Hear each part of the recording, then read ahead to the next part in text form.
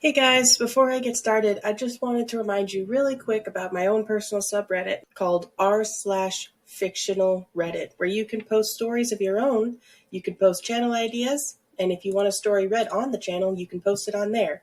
If you have questions about a story you're writing, or if you need help with continuity, you can post whatever you need, or you can just cross-reference any writing prompts that you commented on or that you have put up that you would like read on the channel.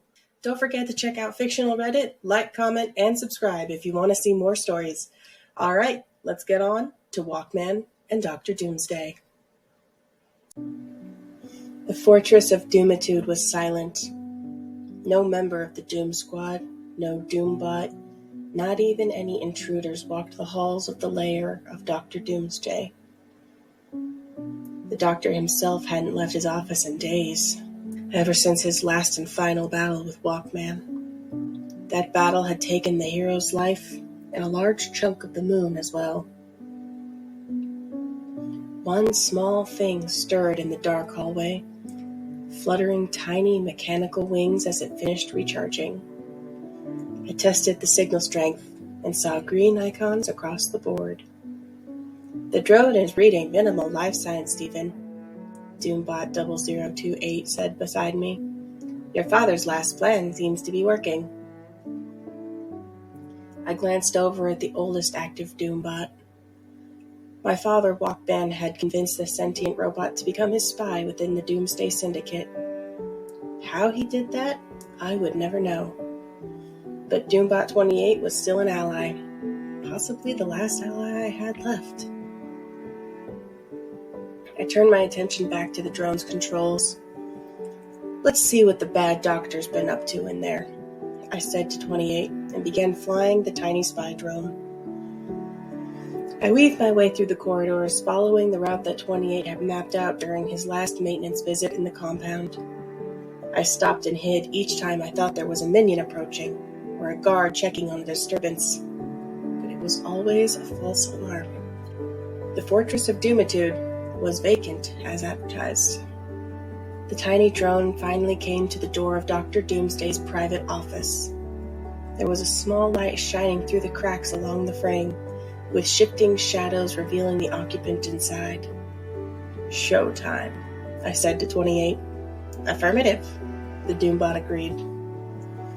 I slipped the small drone under the door, using its omnidirectional wing blades to carve a channel into the rubber along the doorframe to make enough room. Once I was through, I raised the drone to the ceiling and parked it next to the overhead light. The drone could pull sufficient power from the light socket to remain here indefinitely, which I would probably do after this was finished. What I saw in the office below chilled me to the very core of my being. WalkMan, 28 said, shock somehow present in his emotionless robotic voice. My father's remains were laid out on a medical bed in the center of the office where the desk once sat. The desk was currently resting on its side against the far wall, apparently laying where it came to rest. Papers and a shattered monitor lay strewn around the wreckage, as if there hadn't been time to make room for the bed. The rest of the office was filled with all kinds of machinery. Wicked-looking computer servers whirred in a computational chorus, and medical devices beeped and blooped in their own unique manner. Tubes ran between machine and man, pulsing with air and chemicals being transferred between them. In a chair beside WalkMan's body was Dr. Doomsday himself. He looked like he hadn't slept in days, with hair on his chin that was towing the line between unshaven stubble and an actual beard. His head rested in his mechanical arms, unmoving. The drone panned over the doctor and showed his 2 framed doctorate degrees hanging on the wall prominently behind him. One read Doctorate of Medicine, the other Doctorate of Mechanical Engineering. Is he? I tried to ask, but I couldn't get the words out. It appears that Dr. Doomsday is attempting to resurrect your father, 28 said. Considering his extensive knowledge and insane devotion to WalkMan, he may be able to successfully revive him. I stared at the small screen, and didn't see Dr. Doomsday move at all. All I heard was the whirring and bleeping of machinery. "I'm going in," I said, and stood from our hiding place outside the fortress of Doomitude. "What? No, Stephen, you'll be caught," 28 said, grabbing my arm with speed only an android could manage. "By who? The place is deserted, and the only living person in there wants to bring my father to life. I'm not in any danger," I said and strode to the front door.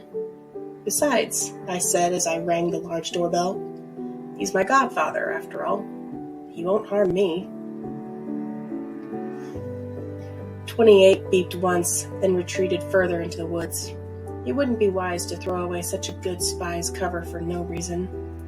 I waited by the door, alone, for an uncomfortably long time. Just as I was about to ring the doorbell again, the door opened. Dr. Doomsday stood in the hall, glancing at me with bloodshot eyes. "Stephen?" he said with a raspy voice. Then he closed his eyes and held a robotic arm to his head. "Right. I'm supposed to be your godfather still. I'm so sorry I didn't come find you." I stepped inside the fortress of Doomitude. "I forgive you," I said, choosing my next words carefully. "I know what you're trying to do. You're trying to bring my father back." Dr. Doomsday stared, too overwhelmed to make even a spectacular speech about the revelation. He just nodded. "I'm here to help. I want to bring him back as well, but without whatever nefarious devices or programs you have planned currently." Dr. Doomsday narrowed his eyes. "Why should I agree to this? It would be more beneficial if I cut him off mid-sentence. "Because I know how to bring him back." Dr. Doomsday's glare hardened, showing a flash of the eccentric, villainous personality once again. "And what do I get in return?" he said. I took a deep breath. "You get me. I'll join the Doom Squad." Dr. Doomsday extended a cyborg hand. I accepted the gesture, shaking on the deal. "Welcome to the Doom Squad," he said. "Let's get to work. You can bring Doombot 28 to verify that I didn't include a mind chip or anything nefarious." I stopped walking just as quickly as I had begun. "You knew?" I asked. He cackled, showing a bit more of his personality as it emerged once more. "Of course. It was obvious from the first day WalkMan overrode his programming, but sometimes it is useful to know who is a spy." I turned to the woods and waved towards Doombot 28's last known position. The robot rose and walked toward the door. I noticed that he had left the drone controller behind, in case Doomsday didn't know about that yet. "So what is your grand plan to bring WalkMan back?" Dr. Doomsday asked, once we were all inside. "What will you, a 15-year-old, suggest that I had not thought of?" "Well, I'm assuming you've tried all kinds of medical and technological methods so far," I said, walking faster than I'd like to keep up with Dr. Doomsday's long strides. "So I figured we could try my way next." "And that is?" he asked, not slowing his pace as we neared his office door. I pulled out a small rectangle from my pocket, showing the device to the villain. "This." Dr. Doomsday froze in his tracks, staring dumbfounded at WalkMan's Zune music player. The screen currently displayed Healing Playlist, Maximum Strength. He slowly looked at me and smiled. "Oh, I'm going to just love working with you, Stephen," he said. "Welcome to the Doom Squad."